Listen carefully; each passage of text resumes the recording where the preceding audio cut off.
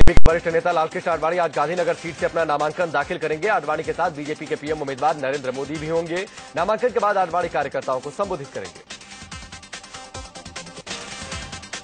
BJP के राष्ट्रीय अध्यक्ष राजनाथ सिंह आज लखनऊ से नामांकन दाखिल करेंगे। वहीं उनकी विरोधी कांग्रेस की रीता बहुगुणा जोशी भी आज अपना पर्चा भरेंगी। वडोदरा से कांग्रेस उम्मीदवार मधुसूदन मिस्त्री भी आज अपना नामांकन दाखिल करेंगे। लखनऊ से बीजेपी उम्मीदवार राजनाथ सिंह ने शुक्रवार को यहियागंज गुरुद्वारे में जाकर जीत के लिए दुआ की और मन्नत मांगी। बीजेपी अध्यक्ष राजनाथ सिंह इस बार लखनऊ से अपनी किस्मत आजमा रहे हैं और नामांकन से पहले गुरुद्वारे में राजधानी के गुरुद्वारे में आशीर्वाद लेने पहुंचे। लखनऊ में नामांकन करने से एक दिन पहले बीजेपी अध्यक्ष राजनाथ सिंह ने पूर्व प्रधानमंत्री अटल बिहारी वाजपेयी के घर जाकर उनका आशीर्वाद लिया। अटल के बाद लालजी टंडन लखनऊ से जीते। इससे पहले पूर्व प्रधानमंत्री अटल बिहारी वाजपेयी ने लखनऊ से उम्मीदवार राजनाथ सिंह को जीत का आशीर्वाद देने के लिए अंगवस्त्र भिजवाया था। अटल के निजी सचिव शिव कुमार राजनाथ के लिए अंगवस्त्र लेकर पहुंचे थे।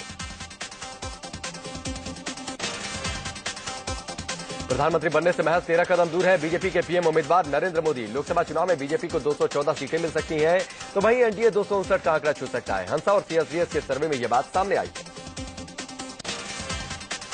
बीजेपी के पीएम उम्मीदवार नरेंद्र मोदी आज मध्य प्रदेश के दौरे पर रहेंगे। नरेंद्र मोदी यहां शिवपुरी के गोकुल पार्क में शाम 4 बजे जनसभा को संबोधित करेंगे। कांग्रेस अध्यक्ष सोनिया गांधी आज नागपुर के दौरे पर रहेंगी। सोनिया यहां कांग्रेस के प्रत्याशी और वर्तमान सांसद विलास मुत्तेमवार के लिए रैली को संबोधित करेंगी। इसके अलावा वो रामटेक के प्रत्याशी सांसद मुकुल वासनी के लिए भी प्रचार करेंगी।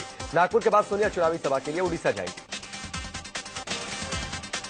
वहीं आम आदमी पार्टी के मनीष सिसोदिया दिन भर नोएडा में कैंपेनिंग करेंगे। उधर अमेठी से पार्टी के उम्मीदवार कुमार विश्वास दिल्ली के चांदनी चौक में रोड शो करेंगे। बीजेपी नेता सुषमा स्वराज आज हरियाणा के सफीदोन में जनसभा को संबोधित करेंगी। सुषमा सोनीपत से लोकसभा के प्रत्याशी रमेश कौशिक के लिए वोट मांगने पहुंचेंगी। इसके अलावा सुषमा अंबाला भी जाएंगी। यहां वो बीजेपी प्रत्याशी रतन लाल कटारिया के समर्थन में चुनावी सभा करेंगी।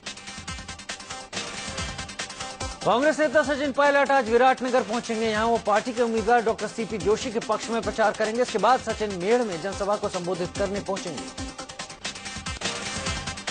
बीएसपी सुप्रीमो मायावती आज नोएडा में जनसभा को संबोधित करेंगी। इसके बाद मायावती बुलंदशहर पहुंचेंगी और यहां पार्टी के लिए प्रचार करेंगी। यूपी के मुख्यमंत्री अखिलेश यादव आज बदायूं में जनसभा को संबोधित करेंगे। इसके अलावा अखिलेश संभल और अमरोहा में भी चुनावी रैली के लिए प्रचार करने पहुंचेंगे। आम आदमी पार्टी के नेता अरविंद केजरीवाल आज दिल्ली और हरियाणा में रोड शो करेंगे। सुबह 10 बजे केजरीवाल हिसार में रोड शो पर निकलेंगे। शाम को नॉर्थ वेस्ट दिल्ली से पार्टी के प्रत्याशी प्रोफेसर आनंद के लिए जनसभा को संबोधित करेंगे। इससे पहले कल साउथ दिल्ली में रोड शो के दौरान आम आदमी पार्टी के संयोजक अरविंद केजरीवाल पर हमला हुआ। अपने समर्थकों के साथ रोड शो कर रहे केजरीवाल की गर्दन पर एक युवक ने मुक्का जड़ दिया। लड़के ने माला पहनाने के बहाने केजरीवाल पर हमला किया। हमला करने वाले युवक को केजरीवाल समर्थक ने पकड़ लिया और उसकी जमकर पिटाई कर दिया। आम आदमी पार्टी के कार्यकर्ताओं के हत्थे चढ़े शख्स की खूब पिटाई हुई। केजरीवाल ने कार्यकर्ताओं से शख्स को छोड़ देने की अपील भी की।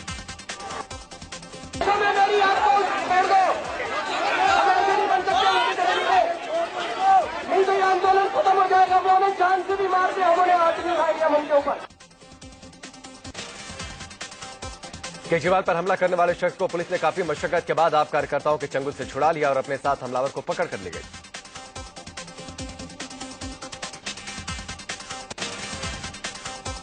अरविंद केजरीवाल पर हमला करने वाले शख्स का नाम अब्दुल वाहिद बताया जा रहा है, जो कि दिल्ली के जामिया नगर इलाके का रहने वाला है। अब्दुल वाहिद की उम्र 19 साल बताई जा रही है। आम आदमी पार्टी के संयोजक अरविंद केजरीवाल ने आध्यात्मिक गुरु श्री श्री रविशंकर के सवालों का ट्वीट कर जवाब दिया है। केजरीवाल ने कहा कि आपने जो लिखा उससे मैं बेहद आहत हूं। मैं सिर्फ देश के लिए काम कर रहा हूं, मेरा कोई निजी स्वार्थ नहीं है। दरअसल आध्यात्मिक गुरु श्री श्री रविशंकर ने एक अखबार में लिखे अपने लेख में केजरीवाल की सियासत पर सवाल उठाए थे। श्री श्री रविशंकर ने कहा कि अगर लोकसभा चुनाव में केजरीवाल को सत्ता मिलती है तो यह देश के लिए दुर्भाग्य होगा। श्री श्री रविशंकर ने यह भी कहा कि केजरीवाल दूसरे नेताओं से अलग नहीं है और उनका भी एक छिपा हुआ राजनीतिक एजेंडा है। लेख में श्री श्री रविशंकर ने लिखा कि सस्ती लोकप्रियता, अति महत्वाकांक्षा और तानाशाही रवैये से आम आदमी पार्टी ने अपनी छवि मैली कर ली है।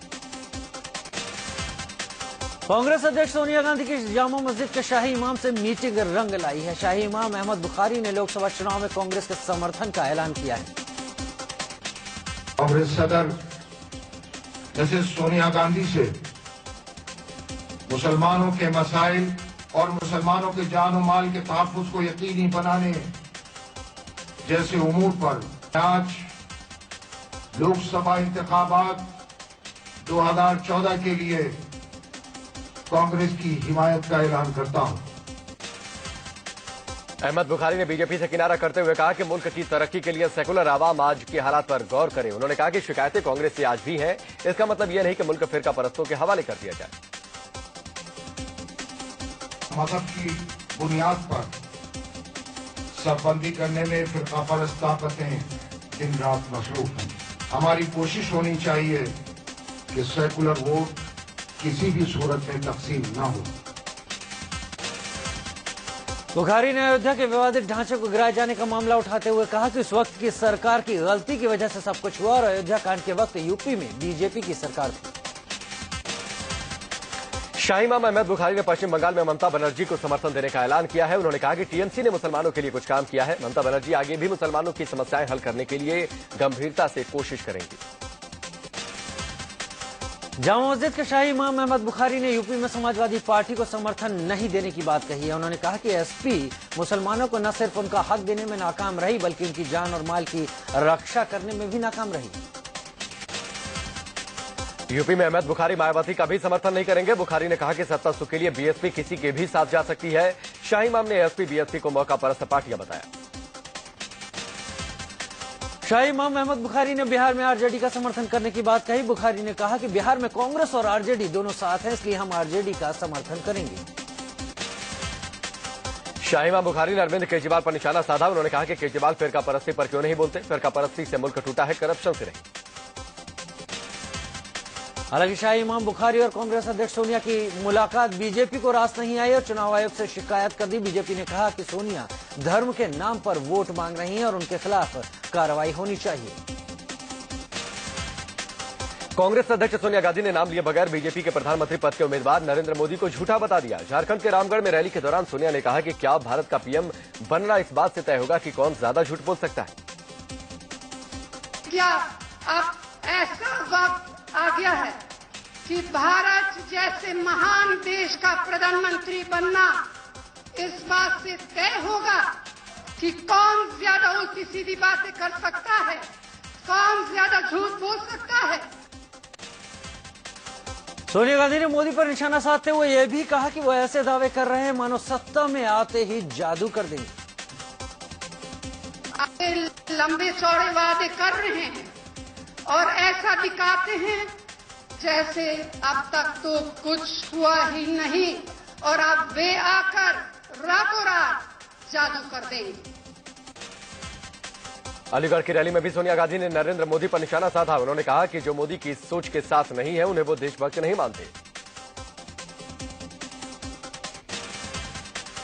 महिला सुरक्षा को लेकर सोनिया गांधी और नरेंद्र मोदी में जुबानी जंग छिड़ी। हमने उनके साथ होने वाले अपराध और घरेलू हिंसा के खिलाफ कठोर कानून बनाया। मैडम सोनिया जी, 10 राज्यों में 7 राज्य कांग्रेस पार्टी के नेतृत्व वाली सरकारों के हैं जहां महिलाओं पर सबसे ज्यादा जुल्म होता है। नरेंद्र मोदी और सोनिया गांधी दोनों ने नक्सली मुद्दे पर एक राय रखी और दोनों ने नक्सलियों से हिंसा छोड़कर मुख्य धारा में आने की अपील की। कंधे पर हाथ उठा लोगे तो धरती हरियाली हो जाएगी। कलम उठा लोगे, आपके कलम की ताकत आपकी बंदूक से ज्यादा होगी। हमारे जो भाई बहन अपने रास्ते भटक गए हैं उनसे मैं कहना चाहूंगी कि वे हिंसा का रास्ता छोड़कर देश की मुख्य धारा में शामिल हो। कर्नाटक के बेल्लारी में बोलते बोलते राहुल गांधी कुछ ज्यादा ही बोल गए। रैली को संबोधित करते हुए राहुल ने कह दिया कि उनकी दादी श्रीमती इंदिरा गांधी भी बेल्लारी से चुनाव लड़ी थी, जबकि वो कभी वहां से चुनाव लड़ी ही नहीं। पुराना रिश्ता है बेल्लारी का और मेरे परिवार का। इंदिरा गांधी जी यहां से चुनाव लड़ती थी और सोनिया गांधी जी भी यहां से चुनाव लड़ी। बेल्लारी में कांग्रेस उपाध्यक्ष राहुल गांधी नरेंद्र मोदी पर जमकर बरसे। राहुल ने मोदी का नाम लिए बगैर कहा कि बीजेपी नेता भ्रष्टाचार के खिलाफ देश भर में बोलते फिरते हैं, लेकिन येदियुरप्पा का घोटाला उन्हें नजर नहीं आता। बीजेपी के नेता पूरे हिंदुस्तान में घूम रहे हैं और भ्रष्टाचार की बात करते हैं, करप्शन की बात करते हैं। कर्नाटका में उनकी सरकार का करप्शन उनको नहीं दिखता, येदियुरप्पा जी उनको दिखाई नहीं देते। राहुल गांधी ने कहा कि भ्रष्टाचार के खिलाफ कांग्रेस जितनी लड़ाई किसी पार्टी ने नहीं लड़ी। उन्होंने कहा कि विपक्ष के अड़ंगे के चलते भ्रष्टाचार विरोधी कई बिल संसद में पास नहीं हो पाए। बेल्लारी में रैली के बाद मंगलौर पहुंचे कांग्रेस उपाध्यक्ष राहुल गांधी को लोगों के विरोध का सामना करना पड़ा। प्रदर्शनकारियों ने राहुल के काफिले के आगे काले झंडे लेकर प्रदर्शन किया। इस दौरान पुलिस से इनकी झड़प हुई। चुनावी दौरे पर निकली बीजेपी नेता उमा भारती की अचानक तबियत बिगड़ी और उन्हें भोपाल लौटना पड़ा। उमा डॉक्टरों की देखरेख में है। भोपाल के उनके आवास पर उन्हें दवाइयां दी जा रही हैं।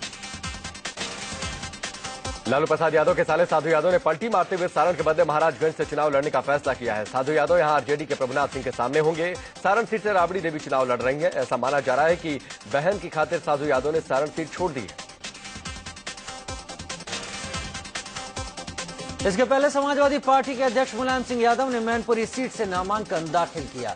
मुलायम के साथ उनके भाई रामगोपाल यादव भी मौजूद थे। मुलायम ने एक बार फिर देश में मोदी लहर की बात को खारिज करते हुए कहा कि तीसरा मोर्चा इस बार सरकार बनाएगा।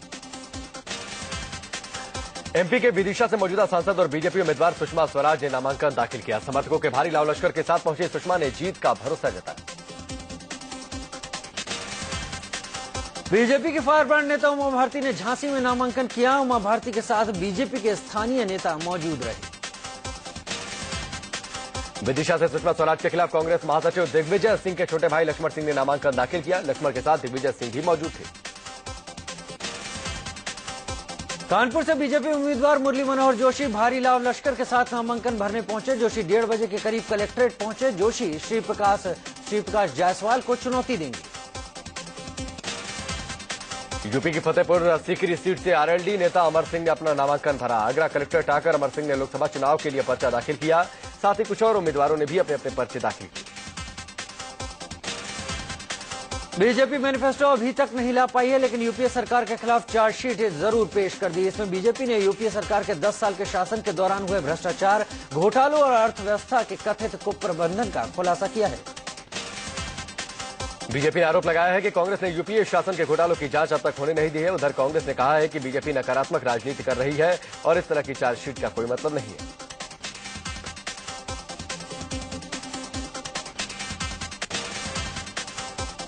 दिल्ली के नॉर्थ वेस्ट सीट से कांग्रेस उम्मीदवार और केंद्रीय मंत्री कृष्णा तीरथ ने नांगलोई में रोड शो निकाला। वो यहां से मौजूदा सांसद हैं और इस बार उनका मुकाबला बीजेपी के उदित राज और आम आदमी पार्टी की राखी बिरलान से है।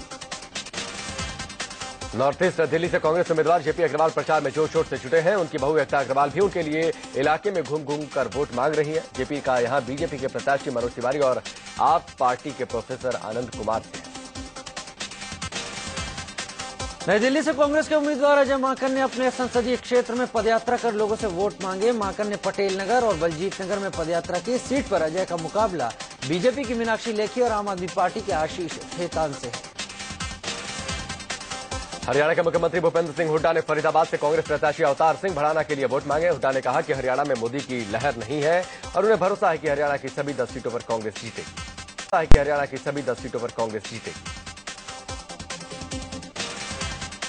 राजस्थान के सवाई माधोपुर से कांग्रेस उम्मीदवार और पूर्व क्रिकेटर मोहम्मद अजहरुद्दीन ने चुनाव प्रचार के दौरान बच्चों के साथ क्रिकेट खेला। बच्चे अजहर का ऑटोग्राफ लेकर खुश थे।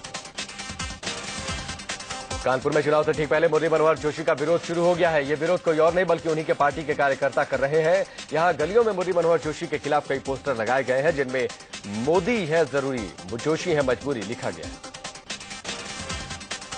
यूपी के जौनपुर में बीजेपी के पीएम उम्मीदवार नरेंद्र मोदी के हम शक्ल अभिनंदन पाठक ने लोगों से मोदी को पीएम बनाने की अपील की। उन्होंने बीजेपी प्रत्याशी के लिए भी वोट मांगे।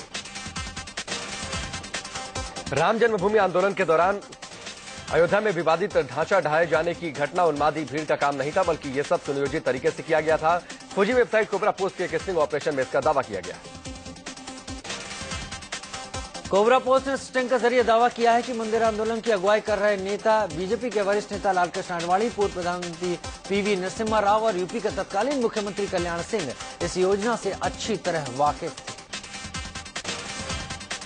स्टिंग में दावा किया गया है कि 6 दिसंबर 1992 को विवादित ढांचे को ढहाने की योजना संघ परिवार की अलग अलग शाखाओं ने बनाई थी, जिसे संघ के प्रशिक्षित स्वयंसेवकों ने अंजाम तक पहुंचाया था। अभी तक माना जाता रहा है कि 16वीं सदी की बाबरी मस्जिद के विध्वंस ढांचे को उन्मादी भीड़ ने ढहा दिया था। कोबरा पोस्ट ने राम जन्मभूमि आंदोलन में अहम भूमिका निभाने वाले 23 लोगों पर ऑपरेशन जन्मभूमि के नाम से स्टिंग ऑपरेशन किया। बीजेपी ने स्टिंग को माहौल बिगाड़ने वाला बताते हुए चुनाव आयोग से इस पर रोक लगाने की मांग की। बीजेपी कोबरा पोस्ट के स्टिंग पर कांग्रेस को घेर तो वहीं कांग्रेस ने इस स्टिंग को बीजेपी की ओर से वोटों के ध्रुवीकरण की साजिश बताया।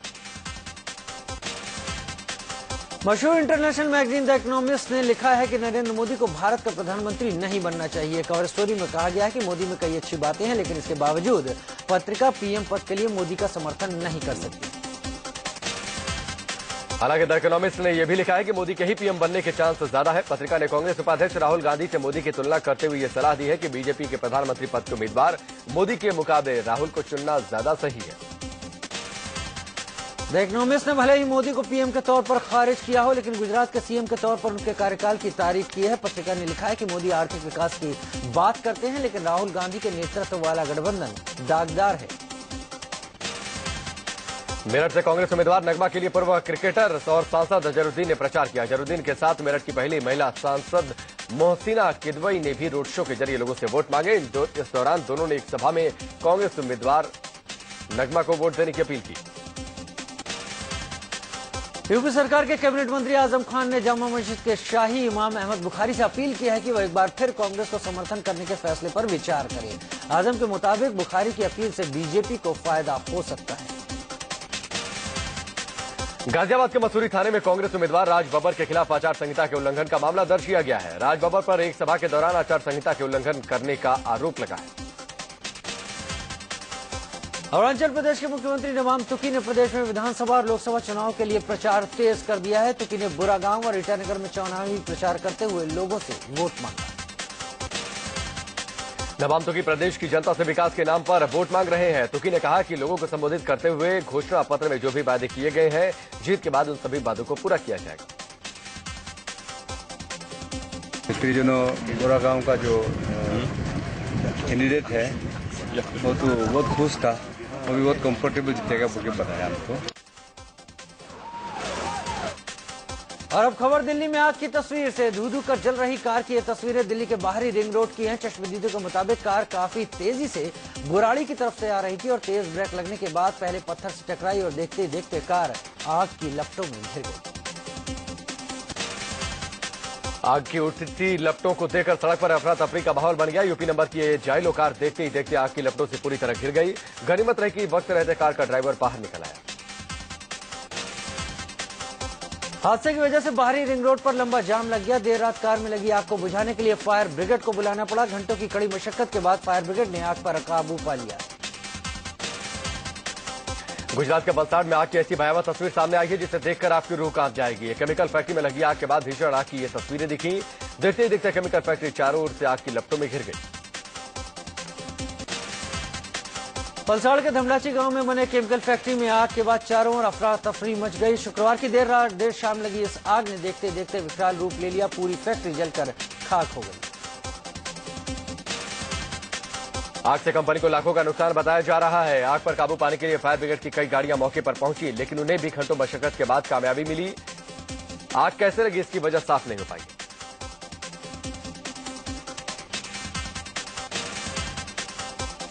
मुंबई के शक्ति मिल गैंगरेप केस में 3 दोषियों को मौत की सजा सुनाई गई है, जबकि चौथे दोषी को उम्र कैद की सजा सुनाई गई। कोर्ट ने इन तीनों के अपराध को रेयरेस्ट ऑफ द रेयर करार देते हुए मौत की सजा सुनाई। दिल्ली में 24 घंटे में रिपोर्ट छेड़छाड़ के 6 मामले सामने आए हैं। बलसवा डेयरी इलाके में 2 मामले सामने आए, जहां 65 साल के शख्स पर अपनी 5 साल की बेटी से रेप का आरोप लगा है। इसी शख्स पर 10 साल की एक और नाबालिग से रेप का आरोप लगा है। चौथा और 5वां मामला कोटला मुबारकपुर का है। 25 साल के एक शख्स पर 2 बहनों के साथ छेड़छाड़ का मामला सामने आया। वहीं 6ठा मामला मंगोलपुरी का है। दिल्ली में आईटीओ के पास एक ट्रक ने सड़क किनारे खड़े एक ट्रक में जोरदार टक्कर मार दी। बताया जा रहा है कि ट्रक का ब्रेक फेल हो जाने से वो खराब पड़े ट्रक से जा टकराया। हादसे में ट्रक का ड्राइवर गंभीर रूप से घायल हो गया। देर रात दिल्ली पुलिस हेडक्वार्टर से महज 50 मीटर की दूरी पर नशे में धुत युवकों ने जमकर हंगामा किया। काले रंग की स्कॉर्पियो पर समाजवादी पार्टी का स्टिकर लगा हुआ था। पुलिस की माने तो गाड़ी नोएडा की है। 40 मिनट बाद मौके पर पहुंचे पुलिस ने गाड़ी समेत नशे की हालत में एक व्यक्ति को गिरफ्तार किया। आज जोधपुर सेशन कोर्ट में आसाराम की जमानत याचिका पर सुनवाई होगी। आसाराम की यह तीसरी जमानत याचिका है। मध्य प्रदेश के सतना में बदेरा थाना के अंदर अचानक ब्लास्ट हो गया। धमाके की वजह से थाने के 2 कमरे जमींदोज हो गए, जिसमें दबकर एक सिपाही की मौत हो गई। अफगानिस्तान में आज राष्ट्रपति पद के लिए चुनाव हो रहे हैं। कुल 8 उम्मीदवार इस चुनाव में मैदान में हैं। उत्तर कोरिया का एक मालवाहक जहाज दक्षिण कोरिया के दक्षिणी तट के पास डूब जाने से 2 लोगों की मौत हो गई। जहाज पर उत्तर कोरिया के 16 लोग सवार थे, जिसमें से 3 लोगों को बचा लिया गया है। 11 लोगों की तलाश जारी है। पाक पीएम नवाज शरीफ के सलाहकार सरताज अजीज ने बीजेपी के पीएम उम्मीदवार नरेंद्र मोदी पर कहा है कि मोदी के बारे में कुछ भी अनुमान नहीं लगाया जा सकता। क्रीमिया के रूस में विलय के बाद वहां मौजूद सभी यूक्रेनी सैनिकों को देश छोड़ने का आदेश दे दिया गया है, लेकिन यूक्रेन के 8000 सैनिक अभी भी क्रीमिया में ही रुके हैं, जो रूसी सेना में शामिल होना चाहते हैं। मलेशिया के लापता विमान की खोज अब पानी के नीचे शुरू हो गई है। विमान के ब्लैक बॉक्स को दक्षिणी हिंद महासागर में तलाश किया जा रहा है। शाहरुख खान की फिल्म हैप्पी न्यू ईयर ने रिलीज से पहले 200 करोड़ रुपए की कमाई कर ली है। फिल्म की वर्ल्ड वाइड रिलीज के लिए 125 करोड़ रुपए की न्यूनतम गारंटी ली गई है, जबकि जी नेटवर्क ने 65 करोड़ रुपए में फिल्म के सैटेलाइट राइट और टी सीरीज ने 12 करोड़ रुपए में म्यूजिक राइट खरीदे। हॉलीवुड की एनिमेटेड मूवी रियो 2 का मुंबई में ट्रेलर लॉन्च किया गया। सिद्धार्थ मल्होत्रा और श्रद्धा कपूर की फिल्म एक विलन का पहला टीजर रिलीज हो गया है। फिल्म के डायरेक्टर मोहित सूरी है। फिल्म 27 जून को रिलीज होगी।